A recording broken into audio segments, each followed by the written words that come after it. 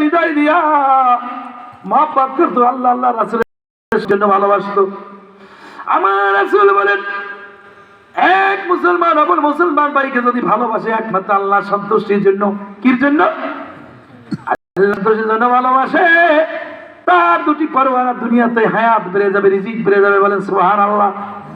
কিয়ামতের দিন, মুসিবতের দিন, যখন আরশের ছায়া ছাড়া কোনো ছায়া থাকবে না, আল্লাহ তখন আরশের ছায়ার নিচে ছায়া দিবে। বলেন সুবহানাল্লাহ। ওই ব্যক্তি যখন মারা যাবে, কবরে যখন শোয়াইয়া রাখবে, মুনকার যখন প্রশ্ন করবে, কবরে আযাব দিতে পারবে না নামাজি ব্যক্তিকে। বলেন সুবহানাল্লাহ।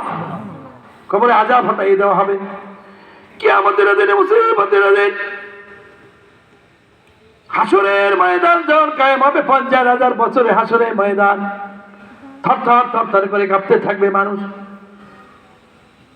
সূর্য মাথার উপরে আসবে, জমিন তামার মতো হয়ে যায়, গরম হয়ে যায়, মগজগুলা ফেটে ফেটে গলে পড়বে। কিয়ামতের দিন, মুসিবতের দিন আরশের নিচে ছায়া দিবে। বলেন সুবহানাল্লাহ।